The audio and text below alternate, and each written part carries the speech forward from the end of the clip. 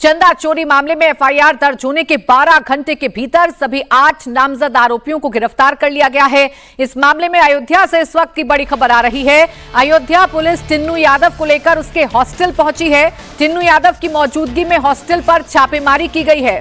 आज सुबह अयोध्या पुलिस टिन्नू के साथ हॉस्टल में पहुंची और टिन्नू यादव के हॉस्टल से कुछ चीजों को भी बरामद किया गया है।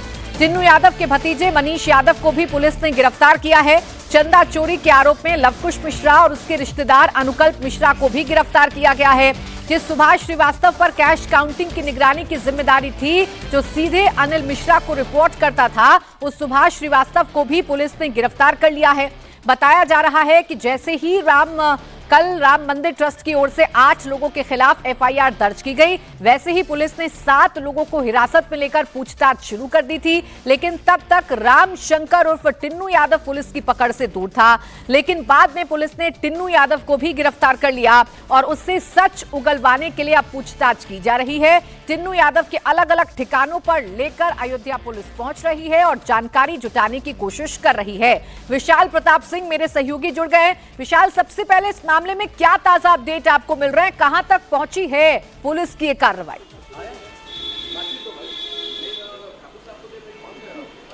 देखिए प्राची, जो ताज़ा अपडेट है वो ये है कि 2 बजे के बाद जो सभी आरोपी हैं, 8 आरोपी हैं, उनको लेकर के अयोध्या पुलिस जो है वो सेशंस कोर्ट यानी कि जिला एवं सत्र न्यायालय है अयोध्या की, वहां पर जाएगी और उसके बाद कोर्ट को इस पूरे मामले की जो अब तक की कार्रवाई है, अब तक का जो इन्वेस्टिगेशन है, अब तक की जो पूछताछ है और अब तक की जो बरामदगी है, उन सब के बारे में न सिर्फ जानकारी देगी बल्कि ये भी कोर्ट को बताएगी अयोध्या पुलिस कि किस लिए इन आरोपियों की अब उसको अगर कस्टडी की जरूरत है तो वो भी बताएगी और अगर जरूरत नहीं होती है तो उस बात की भी जानकारी देगी। लेकिन इस पूरे मामले में जो सबसे इंपॉर्टेंट बात है वो ये है कि टिन्नू यादव को अब से कुछ देर पहले अयोध्या पुलिस बाकायदा उसके हॉस्टल में लेकर के गई है। वहां पर कुछ चीजों की बरामदगी की गई है और टिन्नू यादव को जिस दौरान हॉस्टल में लेकर के गई है पुलिस, उस दौरान ये बताया जाता है कि कुछ चीजों को वहां से उठाया भी गया है सबूत के तौर पर। अब ये सबूत कौन से हैं, कितना इसका फायदा होगा, इन्वेस्टिगेशन में कितना लीड मिलेगी और आगे की इन्वेस्टिगेशन कैसे आगे बढ़ेगी, ये सारे सवाल अयोध्या पुलिस फिलहाल अपने साथ रखी हुई है। लेकिन बड़ी बात यही है कि टिन्नू यादव के साथ साथ बाकी आरोपियों की अलग अलग पूछताछ हुई है, सबको आमने सामने बैठा के पूछताछ हुई है ताकि सभी जो उनके बयान हैं उनको न सिर्फ क्रॉस वेरीफाई किया जा सके बल्कि सभी जानकारी ली जा सके कि एग्जैक्टली वहां पर चल क्या रहा है। बिल्कुल, अब एक एक चंदा चोर का हिसाब होगा और इंतजार इस बात का है कि इन किरदारों, इन चंदा चोरों को तो गिरफ्तार कर लिया गया, बड़ी मछलियों पर गाज कब गिरेगी, बड़े चेहरों पर गाज कब गिरेगी। शुक्रिया आपका तमाम जानकारी के लिए विशाल प्रताप सिंह। राम मंदिर चंदा चोरी मामले में गिरफ्तार सभी 8 आरोपियों का थोड़ी ही देर में मेडिकल टेस्ट कराया जाएगा, जिसके बाद उन्हें कोर्ट में पेश किया जाएगा। चंदा चोरी के मामलों में पुलिस ने जिन 8 लोगों को गिरफ्तार किया है, एसआईटी की रिपोर्ट आने के बाद ये सभी बड़ी कार्रवाई की गई है। श्री राम जन्मभूमि ट्रस्ट की ओर से कृष्ण मोहन की तहरीर पर एफआईआर दर्ज की गई। हालांकि एफआईआर में चंपत राय, अनिल मिश्रा और गोपाल राव का नाम शामिल नहीं है।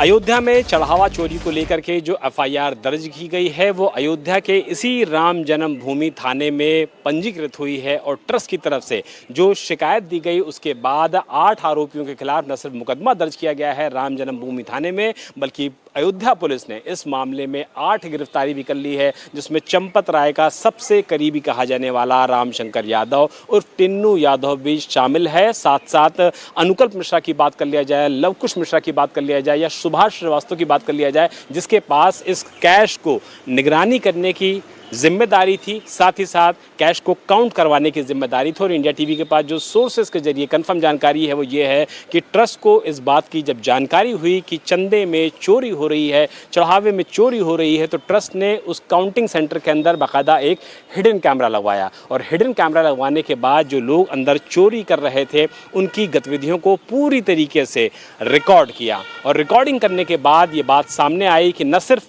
जब काउंटिंग हो रही है कैश की करोड़ों रुपए की, उस दौरान इसकी चोरी की जाती है, बल्कि कर्मचारी सीसीटीवी से बचने के लिए जो सीसीटीवी कैमरा होता है उसके सामने खड़े हो जाते हैं, उसकी आड़ में खड़े हो जाते हैं ताकि वो जद से बच सकें। बात ये भी सामने आई है कि जिन गड्डियों को पूरी तरीके से बंडल के तौर पर बदला जाता था, काउंटिंग की जाती थी, उनमें ज़्यादा पैसे रख दिए जाते थे। उदाहरण के तौर पर 50,000 की गड्डी में अगर 100 नोट आने चाहिए 500 रुपये के, तो उसमें 120 नोट, 130 नोट रखे जाते हैं और जब वो बंडल को पूरी तरीके से संयोग कर लिया जाता था। उसके बाद उन बंडलों को बैंक पहुंचने से पहले उसमें जो एक्स्ट्रा नोट होते थे उनको निकाल लिया जाता था। यानी कि गड्डी पूरी होती थी 50,000 की, मिलान होता था 50,000 का, लेकिन उसमें 20 से 30,000 रुपए एक ही गड्डी में मार लिए जाते थे।